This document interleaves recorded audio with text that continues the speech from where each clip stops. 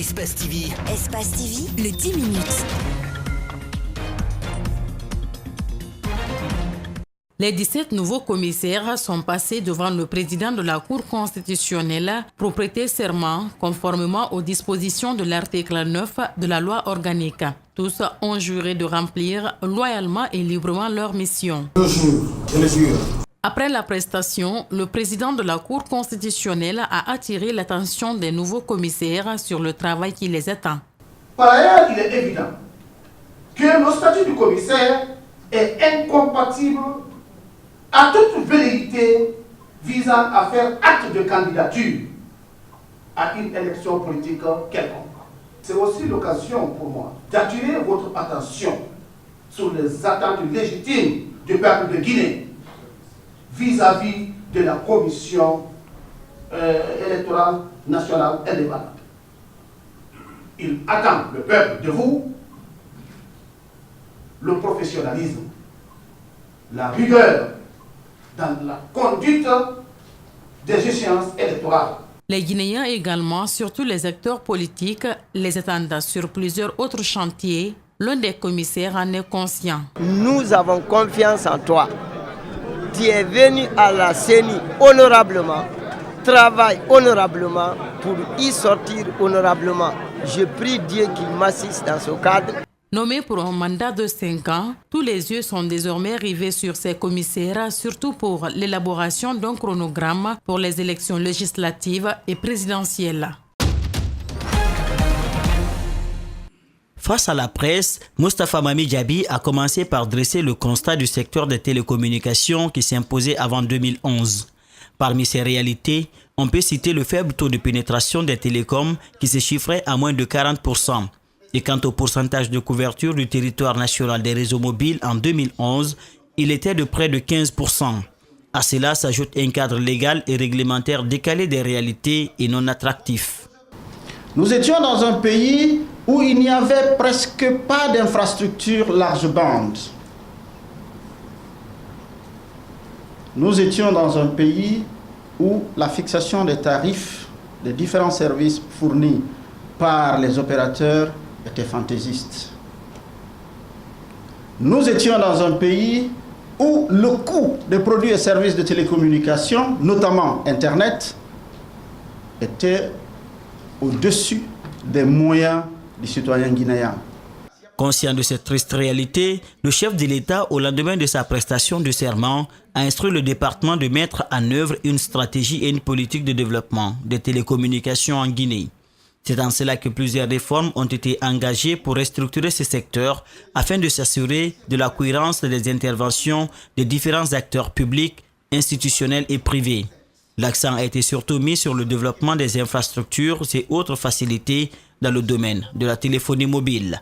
Vous verrez, en termes d'investissement, les investissements publics se chiffrent à plus de 3 000 milliards de francs guinéens, alors que les investissements du secteur privé sont à près de 7 000 milliards.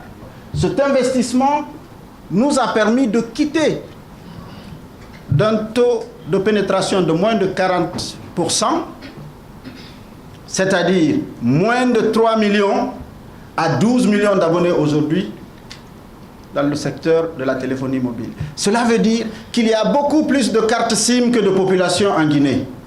Moustapha Mami Diaby précise que malgré tous les efforts du gouvernement, plusieurs défis restent à relever. Il s'agit notamment de la mise en œuvre des projets identifiés dans le Plan national de développement économique et social 2016-2020, de l'opérationnalisation du Blackbone national, l'interconnexion de la Guinée à ses 6 pays limitrophes, la mise en place d'un second câble sous-marin et la mise en place du Conseil national de la protection des données à caractère personnel. Le mouvement Rouge-Jaune-Vert est une plateforme de la société civile qui a pour ambition de défendre les valeurs de la République et promouvoir l'unité nationale. En célébrant l'an 1 de sa création, les responsables de la structure, lancée le 20 janvier 2018, se félicitent de l'engouement que suscite le mouvement RJV auprès de l'opinion. Au cours de l'année sous revue, des actions ont été réalisées. Nous avons réussi à installer le mouvement Rouge-Vert dans les 33 préfectures de la Guinée et les 5 communes de Conakry. Durant 2019, le mouvement compte réaliser des activités contenues dans son plan d'action en lien avec ses objectifs. 8 millions de Guinéens soient sensibilisés sur leurs devoirs citoyens. Le mouvement Rouge Jaune Vert à la tête va organiser des grands débats. Il s'agit des débats qui se passeront dans les 4 régions naturelles et à Conakry. Donc environ 5 grands débats. Le mouvement Rouge Jaune Vert ne prône pas la violence. Il met l'accent sur la participation citoyenne pour l'émergence d'une Guinée unie et prospère. C'est aux environs de 7 h du matin que la sœur de Nabi Moussa Fofana l'a retrouvée pendue à ses rideaux dans sa chambre à coucher. C'est ma mère qui est allée d'abord frapper à sa porte pour le réveiller, puisqu'il a l'habitude de puiser de l'eau les matins pour le ménage. Je suis allée à mon tour tenter de le réveiller, il ne répondait toujours pas. Je suis passée vers la fenêtre avec une paire de ciseaux pour couper la corde qui retenait sa fenêtre. C'est là où j'ai aperçu mon frère pendu. Il était déjà mort. Nabi Moussa Fofana, à 25 ans, était élève au lycée. Selon des témoignages, la disparition de son père, ses 2 échecs au baccalauréat, la précarité dans la famille et son addiction aux stupéfiants l'ont plongé dans une dépression mentale.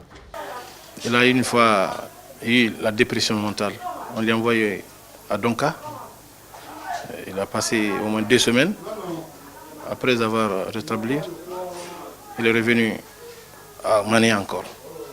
Donc de ce fait, il est resté sans suivre les cours. Son ambition, il voulait chanter, des trucs comme ça. Donc, c'est aujourd'hui matin maintenant, ma soeur m'a appelé, soit disant que son fils s'est suicidé dans sa chambre. Dans sa chambre, les traces d'une activité paranormale sont visibles. La preuve que Nabi Moussa Fofana ne s'était pas remis de sa dépression. Et il me dénie le droit d'exister. Et ça, c'est incroyable. C'est pas la justice française. C'est 2 magistrats qui ont fait un faux en écriture. Et j'ai les preuves absolues.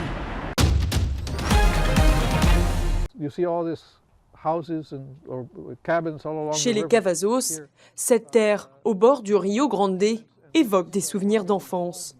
Le Mexique n'est qu'à quelques brassées de l'autre côté de la rive. Pour ces Texans, la frontière ne représente pas de menace. Nous n'avons pas constaté de crise à la frontière comme ils le disent. Nous n'avons rien vu. Comme vous pouvez le voir, c'est un lieu tranquille, c'est très paisible. L'an dernier, une portion du mur frontalier voulu par Donald Trump a été financée par le Congrès. Depuis, les Cavazos ont commencé à recevoir des courriers. Le gouvernement veut faire passer le mur chez eux, ce qui isolerait leurs terres. La famille, installée dans la région depuis le XVIIIe siècle, craint de voir son patrimoine devenir un no man's land entre les États-Unis et le Mexique. Pour l'instant, la question des dédommagements reste en suspens. Vous savez, la terre pour nous, c'est plus que de l'argent. Nous avons un véritable amour de la terre. Il y a 60 ans, la grand-mère des 2 cousins Fred et Ray obtenait cette propriété. Fred, handicapé, dépend de la location des cabanons sur les rives pour payer ses frais médicaux.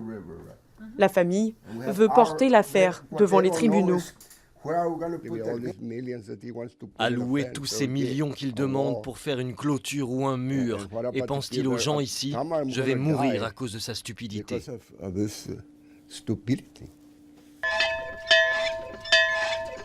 À quelques kilomètres de là, dans la chapelle de l'Omita, le père Roy partage la même inquiétude.